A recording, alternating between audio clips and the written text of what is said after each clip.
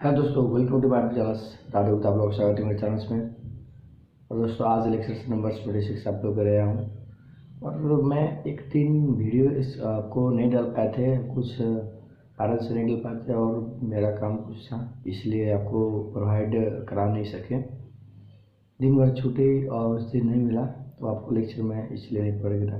चलो कोई बात नहीं, फिर मैं आपको जुड़ चुका हूँ अपने चैनल में और लेक्चर नंबर 26 लेकर आया हूँ, जहाँ से आपको मैं charge unit 3 transfer of property and transfer of ownership and deliverables आपको मैंने यहाँ इसमें शायद 26 सेक्शन तक आपको मैं पढ़ा दिया था। वहाँ से आपको इसमें बाकी था और काफ़ी ये लेक्चर्स में कवर हो पाएगा कि नहीं वो मैं स्टार्ट करने से देखूँगा कैसे लेक्चर्स इसमें कितने मिनट के वीडियो बन सकता है, उसके हिसाब से मैं हो सकता है तो लेक्चर्स आपको इसी में ख़त्म करा दे या अगले में होगा तो अगले में लाऊंगा। तो आप सब बताइए दोस्तों कैसे आई होप अच्छे होना चाहिए सबको। और कोविड का भी कम भी हो रहा है, कहीं बढ़ भी रहा है, ऐसा कुछ दिक्कत नहीं है। आपको फ्री लेक्चर प्रोवाइड आपको घर पर जा रहा है।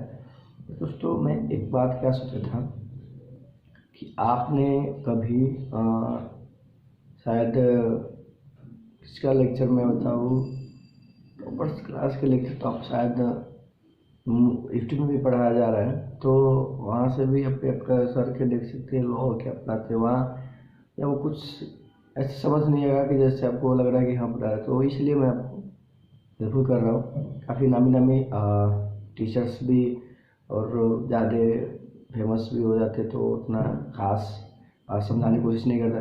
तो चलिए मैं दोस्तों मैं एग्जाम्पल तरफ समझाता रहता हूँ। और आज लेक्चर नंबर 26 काफ़ी मज़ेदार होने वाला है, लास्ट तक आप इस वीडियो में ज़रूर बनिएगा। और हो सकता तो दोस्तों आज मैं 2 वीडियो भी डाल सकता हूँ, तो ऐसे कुछ है नहीं इशू। आज हो सकता है 2 वीडियो लेक्चर 26 27 बना, या आप लोग की इम्पोर्टेंट क्वेश्चन बीच में मैं लेकर आ सकता हूँ और कुछ भी हो सकता है। तो पहले ये लेक्चर आपको मैं ख़त्म कराता हूँ, लास्ट तक वीडियो आप जरूर देखें। और जो नए दोस्तों चैनल से जुड़े हुए कृपया चैनल सब्सक्राइब करें और शेयर करें और कमेंट भी करें।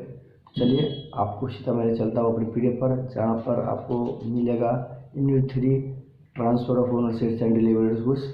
दोस्तों कॉपी जल्दी जल्दी कॉपी और पेन निकाल लीजिए और ऐसे के स्टडी मटेरियल में निकालिए, जहाँ पर आपको टिक्स लगाना पड़ेगा और कॉपी में कुछ कंटेंट लिखना पड़ेगा, वहाँ पर आपको सही रहेगा। तो जल्दी जल्दी आप निकालिए कॉपी और पेन और स्टडी मटेरियल निकालिए। 10 सेकंड का टाइम दे रहा हूँ, आई होप जल्दी निकाल लोगे आप।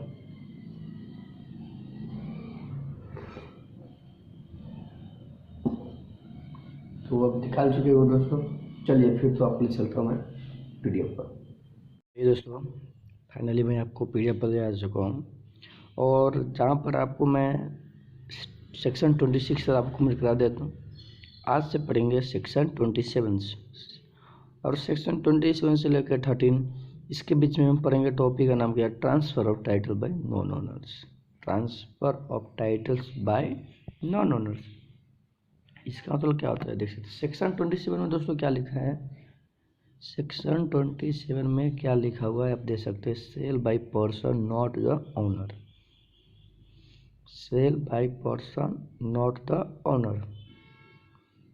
जैसे आपको मैं सीधा चलता हूँ एग्जाम्पल पढ़ाइए, इसके मतलब समझते sale by person not the owner. वो पर्सन जो ओनर नहीं है, वो मतलब जो सेल कर रहा है वो पर्सन जो ओनर नहीं है। तो आइए इसमें क्या करते हैं, एग्जाम्पल नंबर 13 और 14 में आइए। एग्जाम्पल नंबर 13 और 14 में आइए, यहाँ से आपको अच्छे से समझने वाले हो। एग्जाम्पल नंबर 30 40 देखिए क्या है, if A sell some stolen goods to B, if A sell some stolen goods to B who buy them in the good fact, they will get no title to that and the true owner has a right to get back his goods from। देखिए क्या हुआ था, इसको simple भाषा में आपको मैं समझाता हूँ।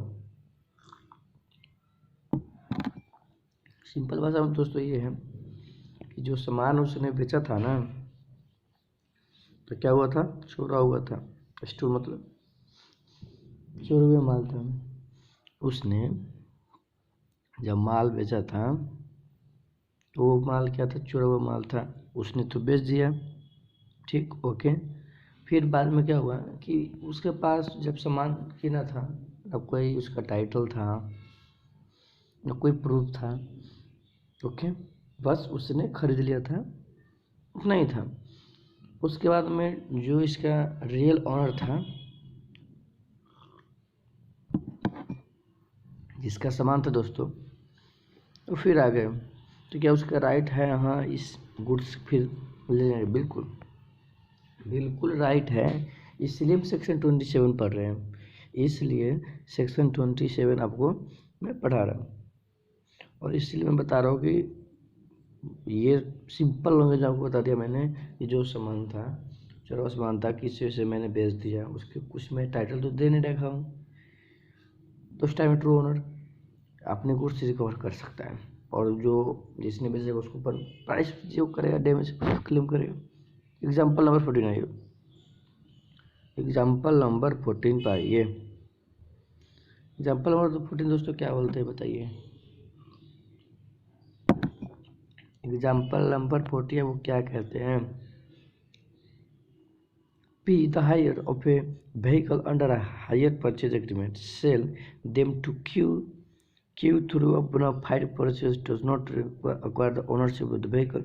The most देखिए दोस्तों, आप इतना बात सेक्शन 27 में क्या कहते हैं? ओ पर्सन जो ऑनर्स नहीं है, मीन्स ट्रू ओनर है ही नहीं, किसी वजह से वो सामान बेच रहा है, आपको पता नहीं, विदाउट टाइटल दे रहे हैं वहाँ पर, तो आप क्या मानेंगे वहाँ पर? ये सेल बाय पर्सन और ओनर सेक्शन 27 अप्लाई होगा। इसलिए आपको सेक्शन 27 आप प्रोविजन थोड़ा पढ़ लीजिए। सेक्शन 27 के प्रोविजन जल्दी पढ़िए। Subject to the provisions of this act and of any other law for the time being in force where goods are sold by person who is not the owner thereof and who does not sell them under the authority who gives who the considered owner of the buyer no better title to the goods and seller said unless the owner of the goods by his drugs precluded from taking the sale through the sale। ये आपको हुआ sale by person not owner, section 27 आपको ये कहते हैं। चलिए दोस्तों, section 27 आप समझा कि नहीं समझे? जल्दी से बताइए मुझे। ये दोस्तों डायरेक्ट क्वेश्चन में बहुत बार पूछ रखा है, ये डायरेक्ट क्वेश्चन में बहुत बार पूछ रखे, कोई बात नहीं, आपको मैं बताऊँगा वहाँ पर। चलिए, ये सेक्शन 27 हो गया। आपको नेमो डाटा क्विडो नॉन हैबिट लिखा, ऐसे क्वेश्चन इसका जो रूल आपको मतलब इसका अगर कभी काल ये आपको वर्ड देखे तो आप समझना सेक्शन 27 की ये लैटिन वर्ड है, ये लैटिन वर्ड है दोस्तों। एक्सेप्शन क्या है इसका करिए, एक्सेप्शन इसका क्या क्या है ये देखिए। तो चलिए दोस्तों, सेल बाय अ मर्केंटाइल एजेंट, सेल बाय अ मर्केंटाइल एजेंट क्या लिखा है? A sale made by mercantile agent of the goods for document of title goods whose pass good title to the buyer the future namely देखिए, if he was possession of the goods or document the consent of the owner, consent owner consent होना चाहिए। The sale was made by him when acting in the ordinary course of the business as mercantile agent, as a mercantile agent. If the buyer had acted in the goods factor at the time of the contract of sale, notice of the fact the sellers are no to the sale, जो आपको नीचे दिखने के मिलेगा। दूसरा point, ये exception वाला point है, ये हाईलाइट याद करना बहुत जरूरी है। और अंदर की थोड़ा सा बात, sale by one of the joint owner, section 28 देखिए दोस्तों, सेक्शन 28 पे एग्जांपल तो दे रखा है, यहाँ से आप और समझोगे। Sale by one of the joint owner, joint को समझ रहे हो? ज्वाइंट दोस्तों, ज्वाइंट ओनर, बिल्कुल ज्वाइंट मतलब 2-3 पर्सन इकट्ठे ज्वाइंट। देखिए, if one of the several joint owner the goods has the sole possession of them by permissions of the co-owners providing the goods is transferred to any persons who buy them for sale, joint owner in good faith and has not at the time of the contract of sale noted that the sale has gone to the sale।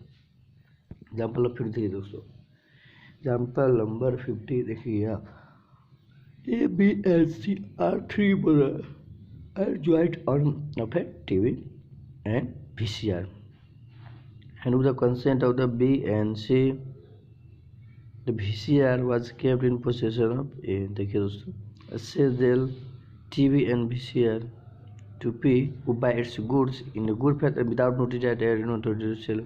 P goods a good title. देखिए दोस्तों,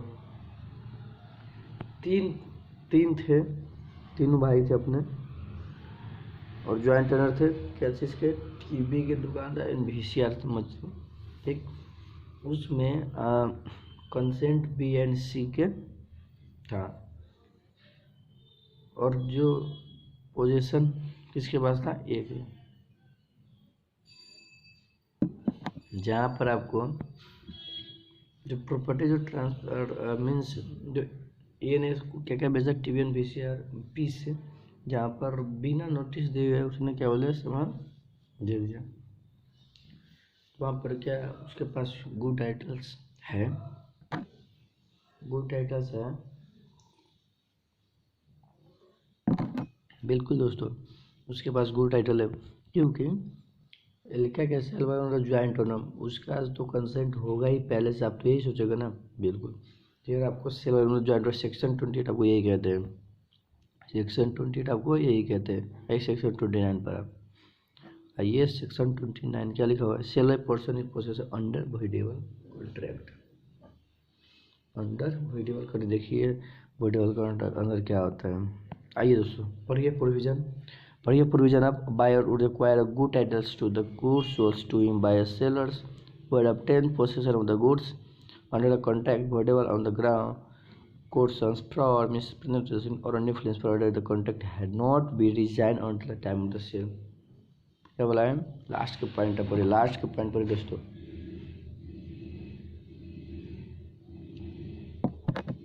last के point आप देखिए सही से, last के point देखिए क्या लिखा हुआ है, ground of coercions, fraud, misrepresentations or influence provided that the contract had not been resigned at the time of sale।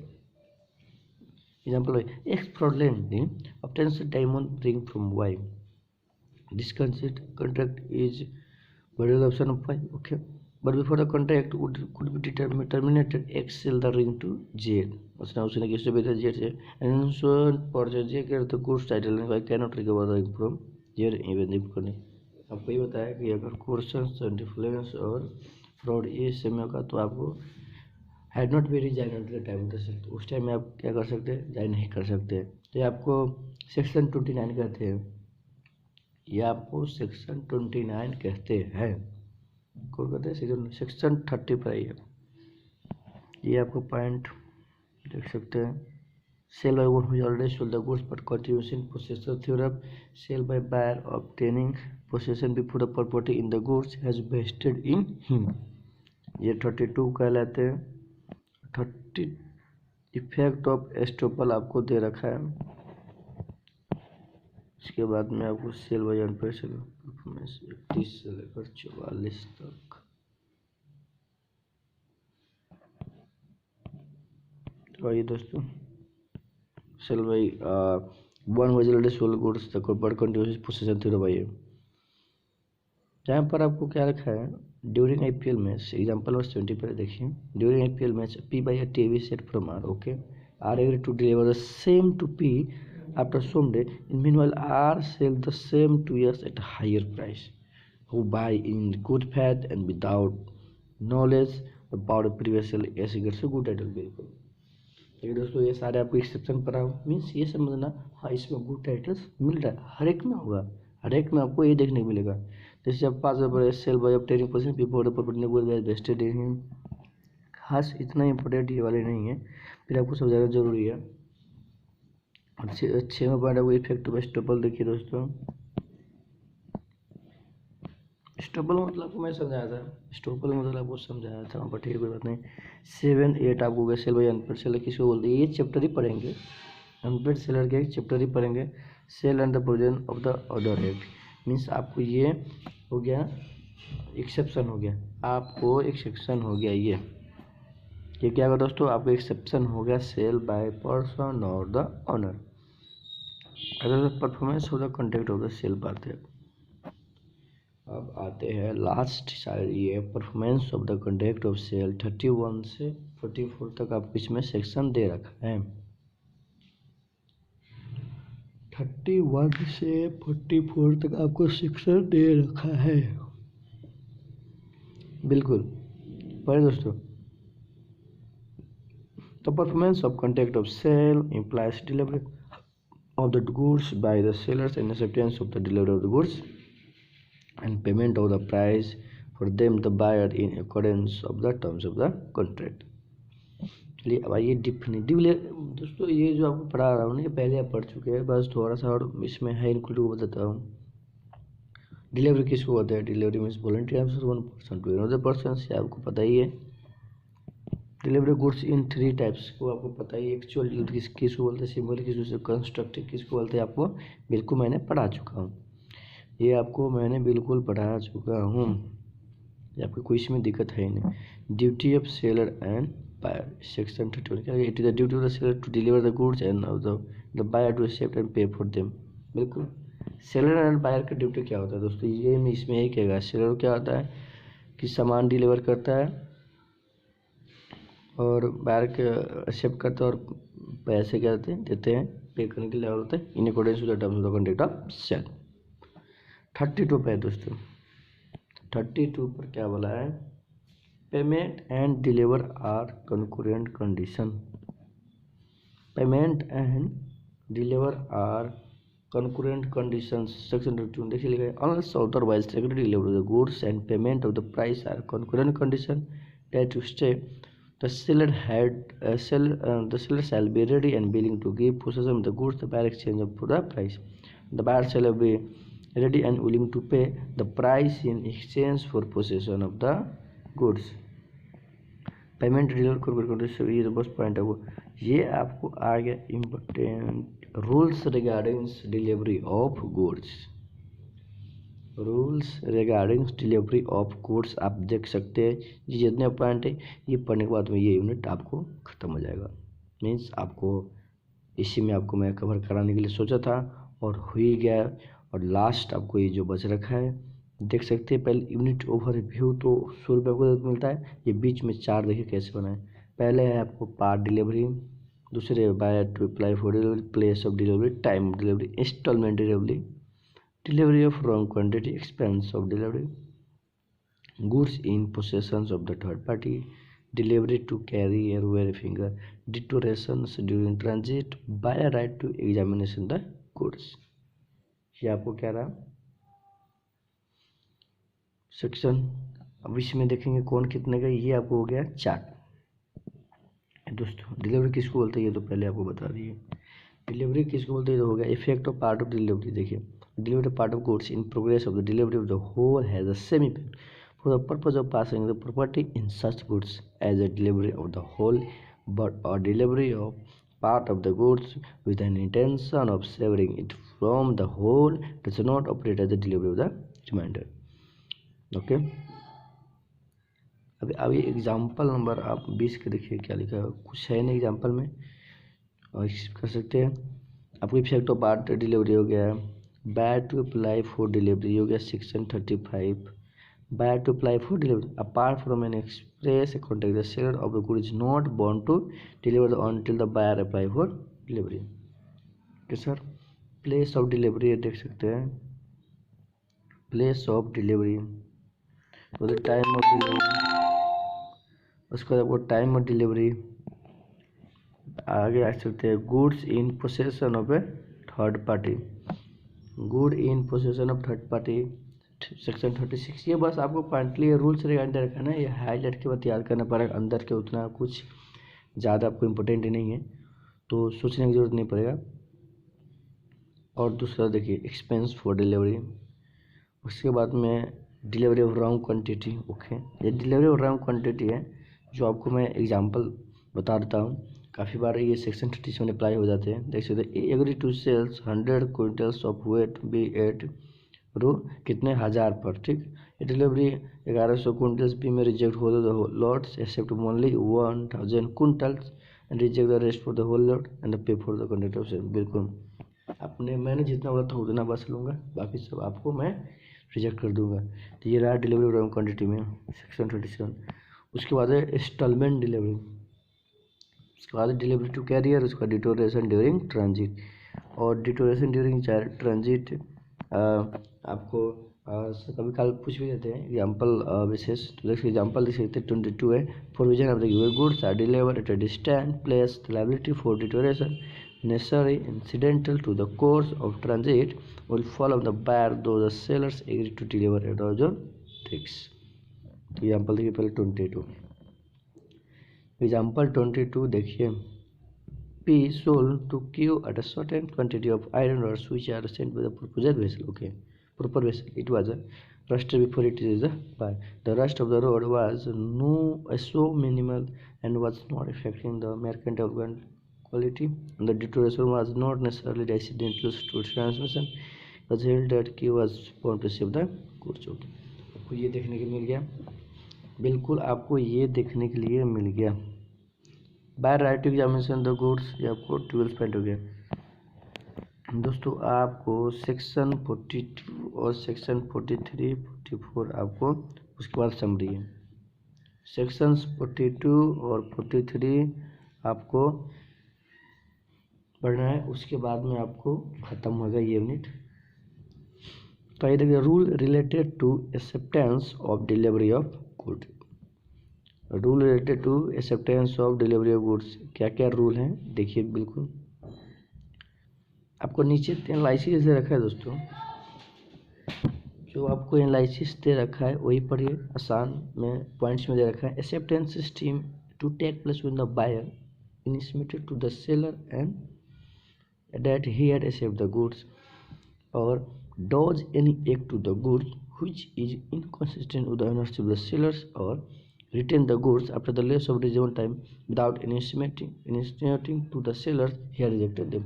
आपको ये तीन जो रूल है ये आपको याद ही करना पड़ेगा। ये जो आपको तीन रूल देख रहे हो ना आपको ये याद करना ही पड़ेगा, क्योंकि रूल्स में क्या होता है कि दोस्तों बहुत बार शॉर्ट में पोस्ट देता है डिलीवरी किसको कहते हैं, रूल्स क्या है। तो ये आपको 3 पॉइंट्स याद होना बहुत ज़रूरी है, ये 3 पॉइंट्स याद होना बहुत आपको ज़रूरी है।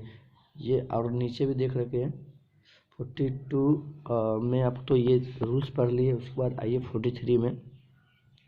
43 में क्या बोलते हैं, बायर नॉट बॉर्न to return reject goods, buyer not बॉर्न टू रिटर्न रिजेक्ट गुड्स क्या unless otherwise agree where the goods are delivered to the buyers and he क्या बोलते हैं, he refuse to accept them having the right so to do, he is not बॉर्न to return them to the seller. Okay, but it is sufficient if इनिशमेंट to the sellers ये refuse to accept them, वो भी ये refuse करने से क्या करें, मना कर देगा। अच्छा वो जो एक्सेप्ट कर वहाँ तो उस टाइम रिफ्यूज कर दो। ओके, क्या आपको रहा सेक्शन 43। सेक्शन 43 लास्ट आप देखिए सेक्शन 44 में क्या कहेगा, सेक्शन 14 में क्या कहेगा, लास्ट आपको ये पॉइंट है,